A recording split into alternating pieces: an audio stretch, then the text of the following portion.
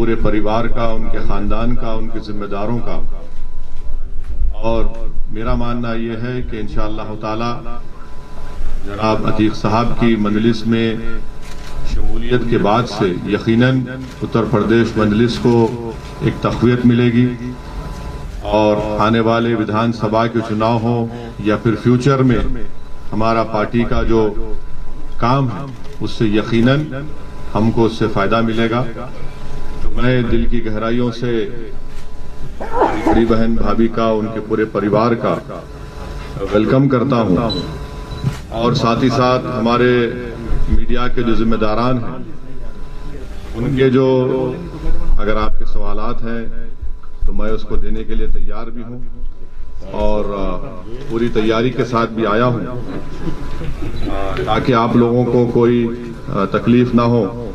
अगर आप इजाज़त दें तो मैं खुद ही बिस्मिल्लाह करता हूं, शुरू करता हूं। तो आपका जाहिर है पहला सवाल होगा हमारे भाई अतीक अहमद साहब के ताल्लुक से कि आप उनको ले रहे हैं, इनके खिलाफ केसेस हैं, फुला हैं, ये हैं। देखिए उत्तर प्रदेश में 37% जो बीजेपी के एमएलएज हैं उनके खिलाफ क्रिमिनल चार्जेस हैं। बीजेपी में जो 116 एमपी हैं उनके खिलाफ क्रिमिनल चार्जेस हैं। 87% बीजेपी एमपीज के खिलाफ सीरियस क्रिमिनल चार्जेस हैं 116 में से। जो एडीआर की रिपोर्ट है उसमें कहा गया कि BJP has most number of MPs and MLA with cases of crime against women. ADR ये कहता है कि बीजेपी एक एनजीओ है जो तमाम हम लोगों का रिकॉर्ड रखता है। उन्होंने कहा कि बीजेपी में ऐसे कई एमपी एमएलए हैं जो जिनके खिलाफ, महिलाओं के खिलाफ मुकदमा है। 30% उसमें सीरियस चार्जेस हैं उनके ऊपर।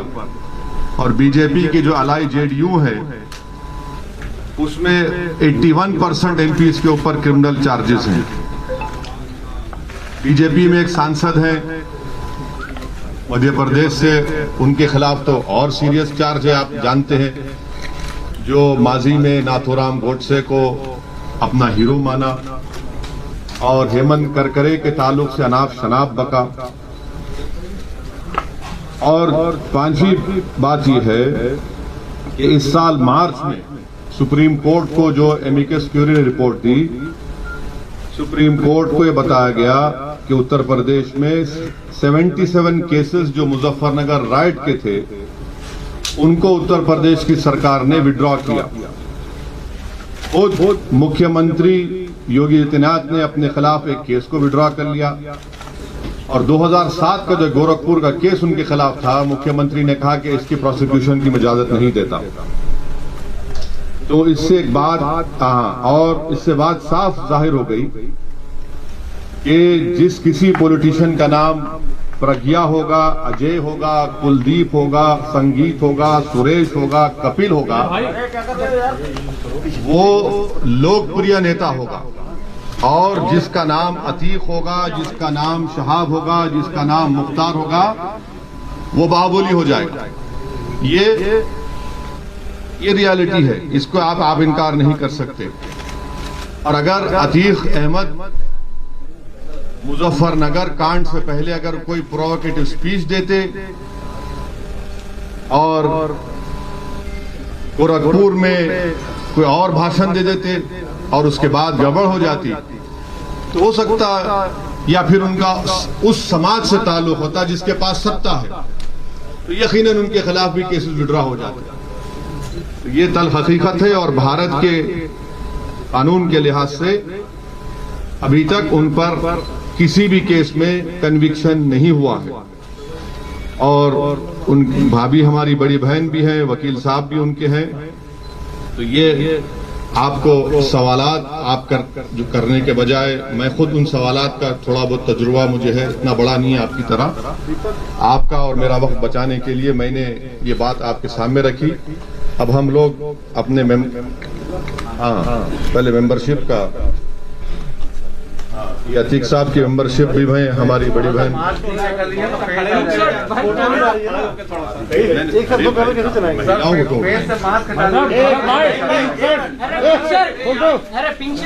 अतीक साहब की मेंबरशिप का दे रहे हैं। ये हमारी बड़ी बहन भाभी का भी मेंबरशिप हमारे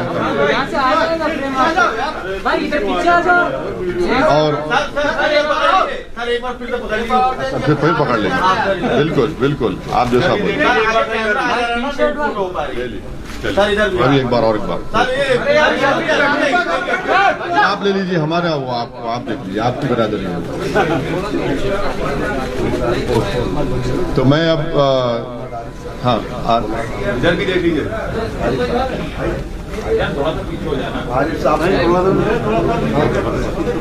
अब थोड़ी देर के लिए हमारे अतीक भाई की वाइफ और वो हमारी बड़ी बहन आपको कुछ बोलना चाहिए।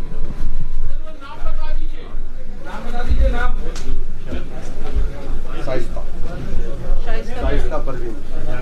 अरे भाई पिंक शर्ट आप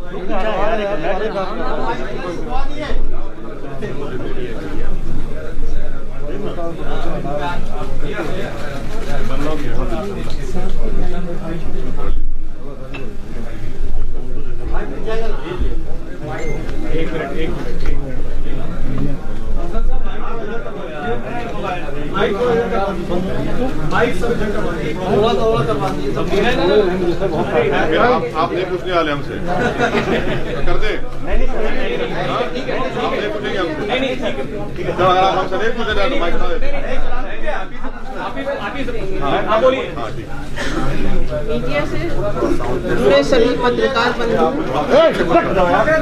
मीडिया से जुड़े सभी पत्रकार बंधु आदाब, अस्सलाम वालेकुम। मैंने बैरिस्टर जनाब असदुद्दीन ओवैसी साहब की बहुत सी तकरीरें सुनी और पार्लियामेंट में उनके डिबेट भी सुने और उनकी काबिलियत और दूरदर्शिता से बहुत प्रभावित हुआ। बैरिस्टर जनाब असदुद्दीन ओवैसी साहब का देश के प्रति प्रेम और संविधान के प्रति उनकी आस्था, अल्पसंख्यकों एवं दलितों के प्रति उनके प्रेम और उनके मिशन को देखते हुए मैं उनकी पार्टी ऑल इंडिया मजलिस इत्तेहादुल मुस्लिमीन MIM को ज्वाइन करता हूं और मैं भी करती हूं। आप सब से सहयोग की अपेक्षा है। थैंक यू, बहुत शुक्रिया आपका। शुक्रिया भाई। चलिए अब आप लोग जिम्मेदारान हाँ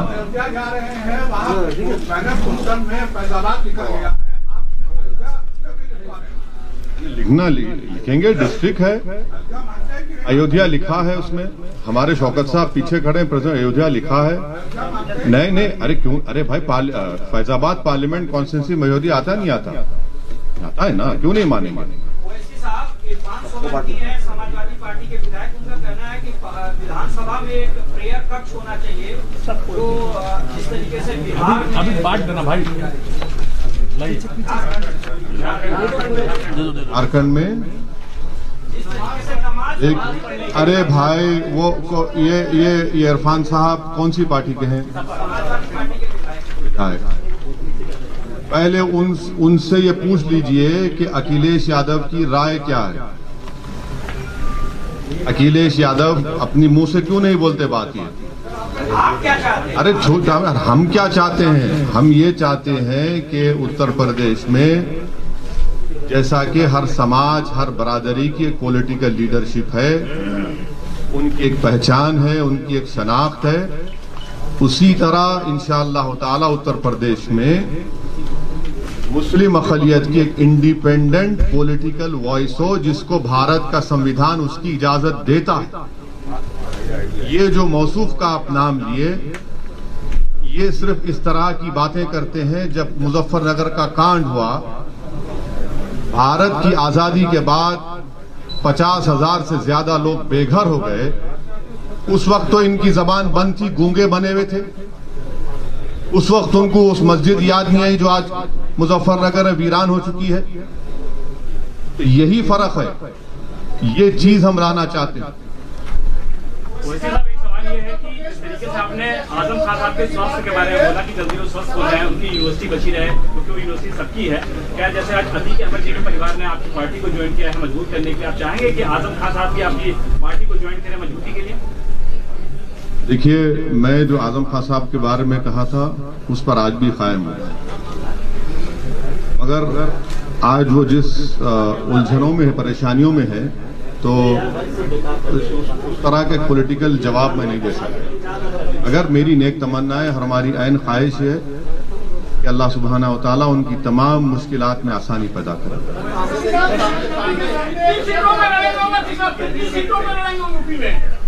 हमारे उत्तर प्रदेश के प्रेसिडेंट जनाब शौकत साहब ने पहले ही आप लोगों को बताया है कि हम लोग आने वाले विधानसभा में 100 सीट पर लड़ने की पूरी तैयारी कर रहे हैं।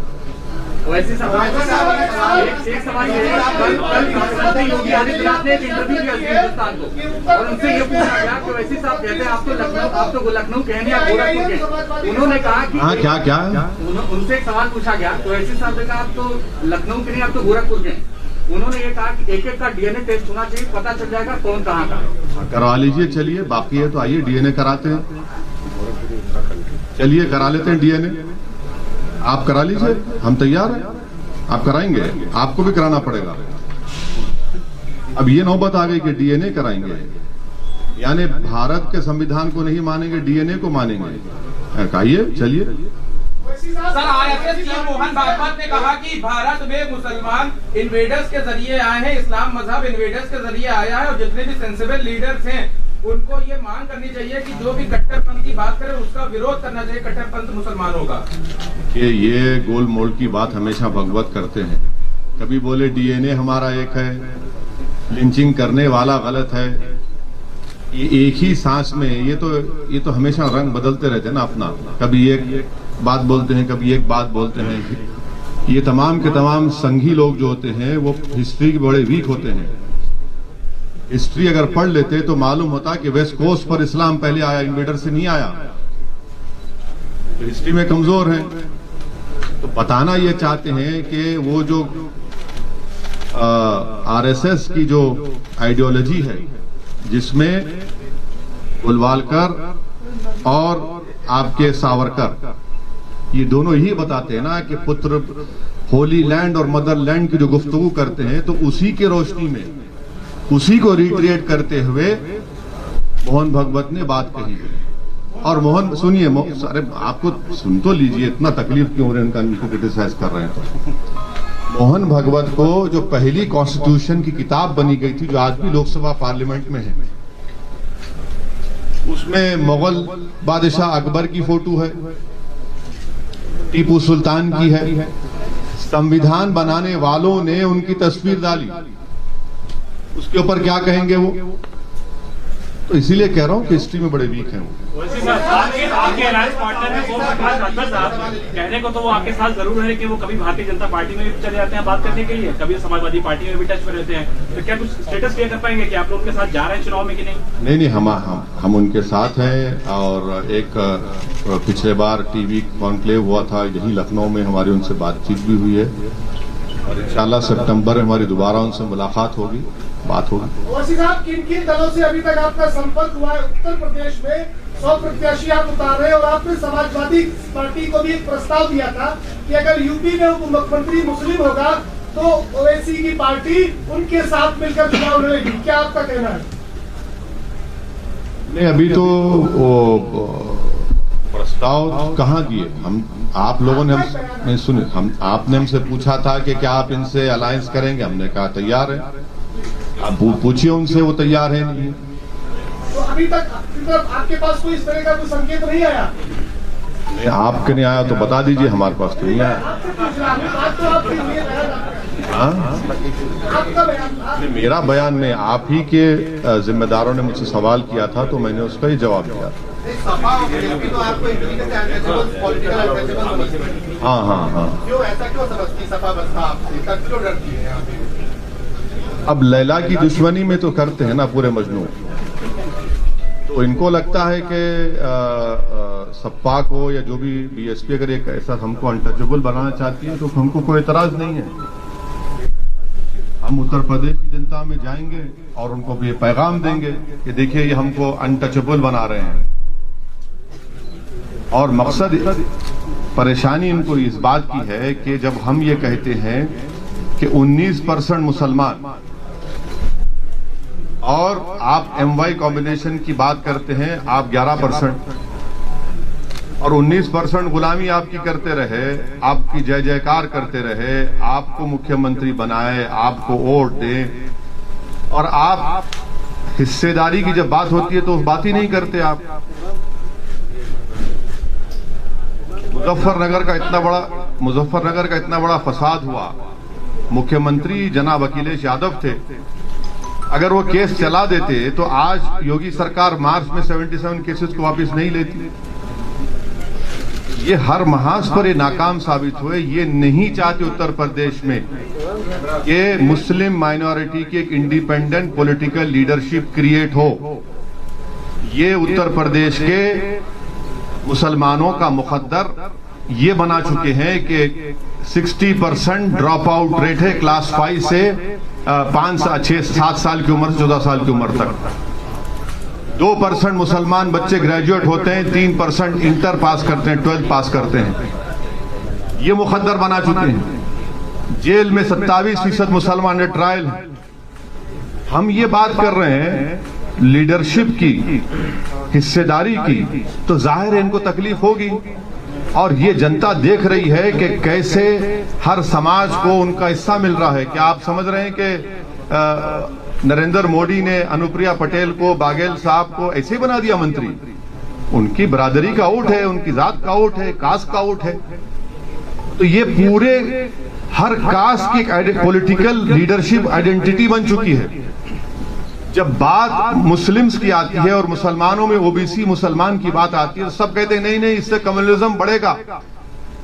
कम्युनलिज्म बढ़ रहा है, बीजेपी जीत रही है। तो अखिलेश यादव और एसपी और बीएसपी ने मिलकर अलायंस किया था, तब भी बीजेपी जीत गई। इसका जिम्मेदार कौन है फिर? मैं हूं, ये मेरी पार्टी है।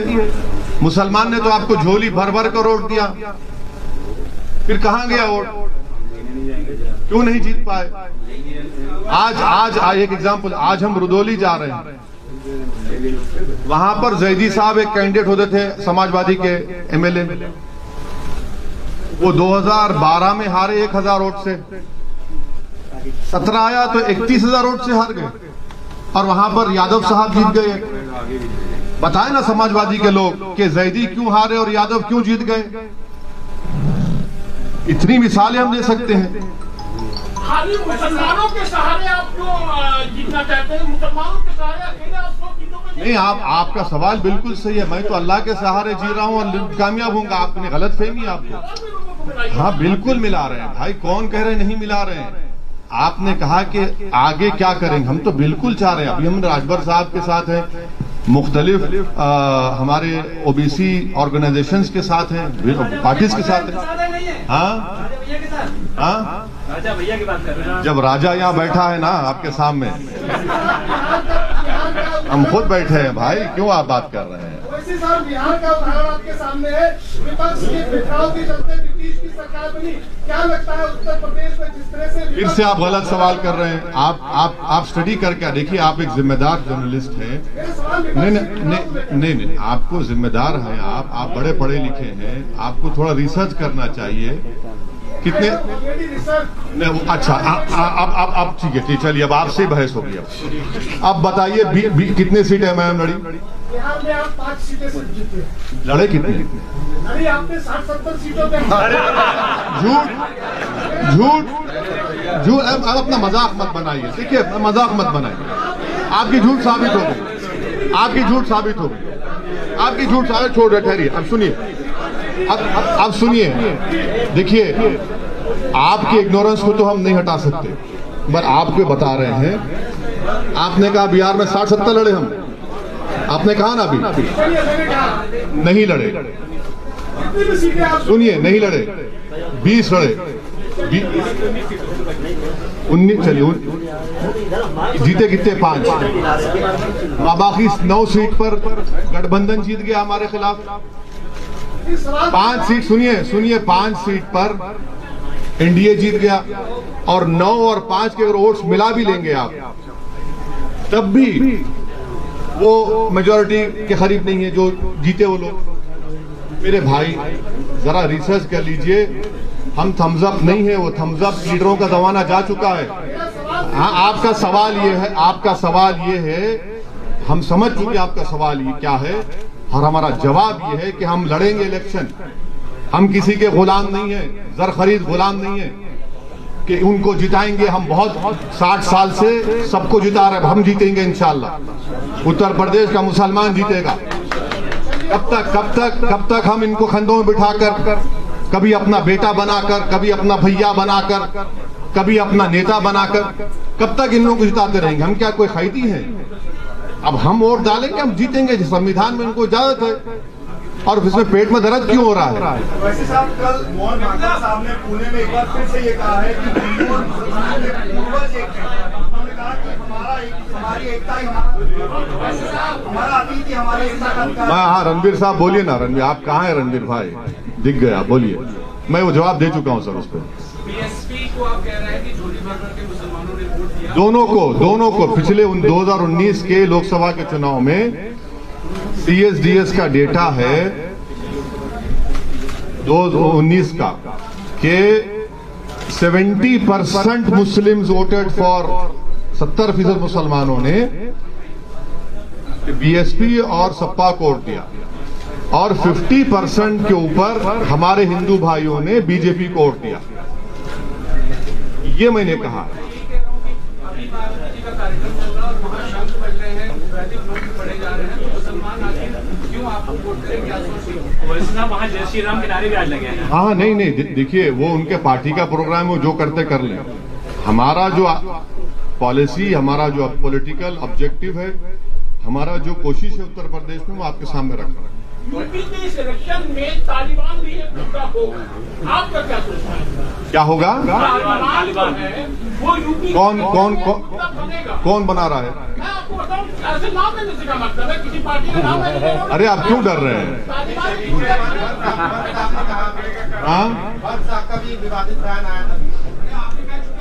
नहीं, बीजेपी कह रही है कि जो तालिबान का सपोर्ट कर रहे हैं, यहाँ पे ऐसे लोग हैं जो सपोर्ट कर रहे हैं। हाँ, ये बोलिए ना, नाम लेके बोलिए। तो सुनिए, हाँ सुनिए, हकीकत ये है कि भारत के टैक्स पेयरों के पैसे 35,000 करोड़ रुपये हमने अफगानिस्तान में लगाए, जिसमें वाजपेयी सरकार भी सत्ता में थी, मनमोहन सिंह की सरकार और मोदी सरकार की 6.5-7 साल।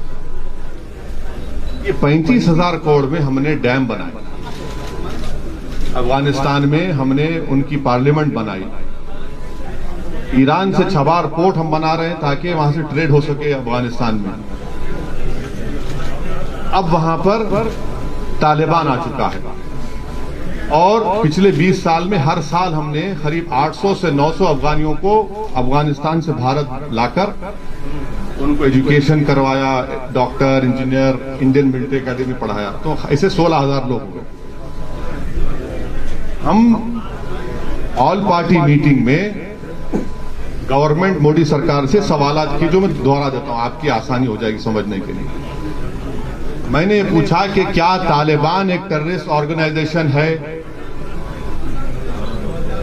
अगर है तो यूनाइटेड नेशन में भारत सैंक्शन कमेटी का चेयरमैन है, तो क्या उनको डीलिस्ट करेगा या उनको वैसे ही बरकरार रखेगा? नंबर 1। अगर ये नहीं करते तो क्या आप अनलॉफुल एक्टिविटीज प्रिवेंशन एक्ट में आप उनको टेररिस्ट लिस्ट में शामिल करेंगे, नहीं करेंगे? आप बताइए ना। और अगर ये भी नहीं करते तो फिर उनको खामोश रहना चाहिए, इस तरह की वाहियात बातें ना करें। जो उनको अपोज करा उसको ये नाम पुकार देंगे। आप सत्ता में हैं। ये सवालात मैंने ऑल पार्टी मीटिंग में भी किए, पब्लिकली भी किया हूं, और आज आपके सामने कर रहा हूं। और मेरा मानना यह है कि अफगानिस्तान में जो तब्दीली आई है वो भारत के लिए ठीक नहीं है। पांचवी बात सुन लीजिए, कल का हिंदुस्तान टाइम्स अखबार, उन्होंने एक CIA के ऑपरेटिव चीफ जो अफगानिस्तान में अमेरिका की सीक्रेट एजेंसी, गुप्त एजेंसी के वहां पर जिम्मेदार थे, उन्होंने अपने इंटरव्यू में हिंदुस्तान टाइम्स को कहा कि भारत के मुसलमानों को दूर करके, उनको एलिनेट करके बहुत बड़ी गलती की। ये अफगानिस्तान के पस मंजर उन्होंने कहा, मैंने नहीं कहा ये। उन्होंने अपने इंटरव्यू में यह भी कहा कि भारत में ये रिलीजियस और नेशनलिज्म के नाम पर जो कुछ हो रहा है ठीक नहीं है, उनके अल्फाज हैं। मैं फिर से आपके जरिए से मोदी सरकार से पूछ रहा हूं, वो जो CIA का जो जिम्मेदार आदमी अफगानिस्तान में था, जो ट्रंप सरकार को और बाइडेन को भी उनके लिए एडवाइस का, क्या वो सही कह रहा है झूठ? अगर झूठ कह रहा है तो कंडेम करिए उसको आप। ये हमारे सवालात हैं। और जो कुछ अफगानिस्तान में हुआ है और होने जा रहा है, उससे पाकिस्तान को फायदा हो रहा है बहैसियत एक इंडियन के। ये हमारे लिए फ्यूचर में ये चैलेंजेस पैदा हो सकते हैं, जिसको सरकार को जवाब देना है। वैसे साहब आसान सवाल पूछ लेता हूं। नहीं, आप मुश्किल पूछिए ना, आप कोई मैथ्स के टीचर तो नहीं है हमारे। आपको अप्रोच करते हैं IMIM को, तो क्या आप उनको अलायंस के लिए तैयार होंगे? किसके? सपा बसपा अगर आपको अप्रोच करते हैं कि अलायंस कर लेते हैं साथ में। सर पहले उनको अप्रोच तो करने दीजिए, हम तो बात करेंगे। हम तो बोल रहे हैं, हम बात करने तैयार हैं, वो बात तो करें ना सर। वैसे साहब एक सवाल मेरा है कि जितनी भी विपक्षी पार्टियां हैं उत्तर प्रदेश में, जितनी भी विपक्षी पार्टियां हैं उनके पास संगठन है, समाजवादी पार्टी, बसपा पार्टी, कांग्रेस, जो भी है। आपको लगता है हमारे पास नहीं है? आपको लगता है हमारे पास नहीं है? उत्तर प्रदेश में सर आपको एक दिन हम अपनी गाड़ी में लेकर फिरेंगे, 10-15 जिला लेकर जाएंगे और आप थक जाएंगे, इतना फिरेंगे हम। आपको बताएंगे संगठन कहाँ है। बिल्कुल है संगठन। आप अगर आप बात कर रहे हैं, एक मिनट, अगर आप बात कर रहे हैं 2017 की, तो यकीनन मानता हूँ। मगर पिछले 2.5-3 साल में मैं, हमारे पार्टी प्रेसिडेंट शौकत साहब और तमाम जिम्मेदारान, डॉक्टर साहब हमारे उत्तरवाला के कैंडिडेट हैं, उन सब ने बहुत से करीब 40 से 50 जिलों में संगठन को अच्छी तरह मजबूत किया, बूथ लेवल तक बनाने की कोशिश की है। संगठन है, 5 साल पहले नहीं था, मैं मानता हूँ उस बात को, मगर अब है। लेकिन पिछड़ा वर्ग जो है, OBC है और अल्पसंख्यक जो है वो रोडों पे दिखे, लेकिन आपकी पार्टी उनको समर्थन करती नजर नहीं है। रोडों पे दिखे? अभी भी रोड पे हैं। किसने पार्लियामेंट में CAA का बिल फाड़ा? नहीं, एक मिनट, अखिलेश यादव ने फाड़ा, कांग्रेस ने फाड़ा, कौन? किसने राह दिखाई कि ये CAA का कानून दो मजहब के लोगों को, मजहब की बुनियाद पर देश को कमजोर कर रहा है? हमने कहा, आज भी हम साथ हैं। हम आपको ये कहना चाह रहे हैं कि जरा हमारे नजरिए से बात को देखिए। इसलिए आपकी बात, आपका सवाल सही है, मगर वो सवाल में सच्चाई नहीं है। वैसे साहब, योगी आदित्यनाथ के लिए आपने कहा कि इंशाल्लाह योगी को मुख्यमंत्री नहीं बनने देंगे। आप चुनाव लड़ रहे हैं 100 सीटों पर, फिर मुख्यमंत्री कौन बनेगा और मैथ क्या है? देखिए, आप जानते हैं बीजेपी के एक MP हैं पाल साहब, जानते हैं ना? पाल साहब बने थे ना मुख्यमंत्री। हम भी तो पॉलिटिकल स्टूडेंट हैं, ये पॉलिटिकल स्टूडेंट है। कर्नाटका में येदियुरप्पा बने, होता है भाई, हो सकता है, इंशाल्लाह क्यों नहीं होगा। हमारा ऑब्जेक्टिव है कि उत्तर प्रदेश से बीजेपी को हराया जाए। हमारा कोशिश होगी इंशाअल्लाह ताला कि उत्तर प्रदेश से हम MIM के विधायक बने। हमारी कोशिश होगी कि अतीक साहब और भाभी और जो भी उनके परिवार लड़ना चाहेगा वो विधायक बनकर जाकर उत्तर प्रदेश में जोर से नाइंसाफी के खिलाफ आवाज उठाए। तो ये हमारी कोशिश होगी, ये हमारा ऑब्जेक्टिव है। इसमें बुरी बात क्या है? इसमें तकलीफ क्यों नहीं? क्या बात है? नहीं सर, 100 सीटों पर आप चुनाव लड़ रहे हैं। अरे भाई, हमने कहा कि 100 सीट पर तैयारी हो रही है, तो हमने कहा कि 100 से बढ़ेंगी, हो सकता है। सर आप भागीदारी संकट मोर्चा में है, हिंदुओं को टिकट देंगे आप? बिल्कुल। आपकी पार्टी क्यों नहीं देंगे? क्यों नहीं देंगे? बराबर देंगे। OBC हमारे भाई हैं, दलित हमारे भाई हैं, क्यों नहीं देंगे? बराबर देंगे। एप्लीकेशन भी है, बहुत से लोग अप्लाई करें, बिल्कुल देंगे, इंशाल्लाह जीतेंगे, वोट भी मिलेंगे। OBC समाज के लोग रिजर्वेशन के खिलाफ लेकर प्रदर्शन कर रहे हैं लखनऊ में। OBC समाज के लोग रिजर्वेशन को लेकर प्रदर्शन कर रहे हैं। नहीं, 69,000 शिक्षा भर्ती, आपकी पार्टी के क्या स्टैंड? वो ये कह रहे हैं, हमने पार्लियामेंट में कहा कि OBC समाज का सेंसस होना चाहिए। बराबर होना चाहिए। मुसलमानों में भी ओबीसी हैं, उनका भी सेंसस होना चाहिए। और 50% आबादी को 27% क्यों देंगे रिजर्वेशन, और जो 20% है उनको 50% रिजर्वेशन मिल रहा है। और भारत के प्रधानमंत्री नरेंद्र मोदी को कहते हैं कि मैं ओबीसी हूं। ये कौन सी मोहब्बत और वफा की बातें प्रधानमंत्री कर रहे हैं। तो देश में कास्ट सेंसस होना चाहिए, और सेंसस की बुनियाद पर ही तो आप पॉलिसी बनाते हैं ना।